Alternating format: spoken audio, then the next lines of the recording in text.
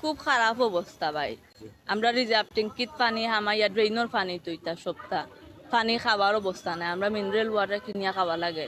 ইতা পানি তো সব ড্রেইনের পানি। ইতা খাইলে পেটো বেদনায় ধরিয়া অলরেডি আমার পেটো বেদনা ডাক্তার তো দেখাইয়া ইতা অবস্থা খারাপ।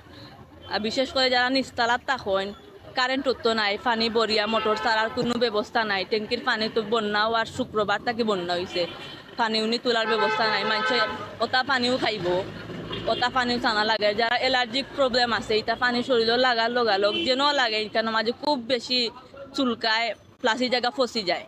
খুব খারাপ পানি, তো দূষিত পানি, বিষাক্ত একটা অবস্থা।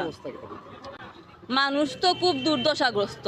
বিশেষ করে সি ব্লক যারা থাকেন 37-38 নাম্বার রোড, এরার অবস্থা খুব বেশি খারাপ।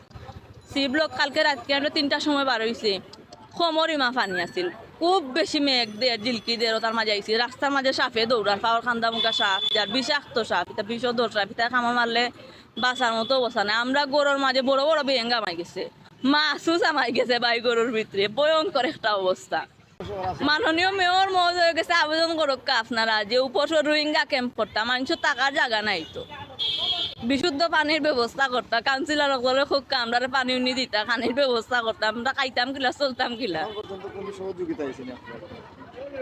সহযোগিতা আইসে ভাই একজনের বাসাত বাইয়া খালি রাইতে লইয়া গেছে, তারার বাসাত নিচে পানি উঠি গেছে, মোটর চারজন সকালে লাগ গেছে আগুন।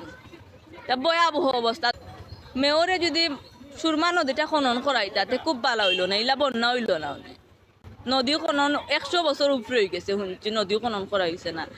নদীটা খনন করে দিলে ভালো হইল না, বন্যা ইলা নইল না। ড্রেনেজ সিস্টেম তো খুব খারাপ, ব্লক হইয়া আর বন্যা হয়ে যায়, ড্রেনের পানি উঠে।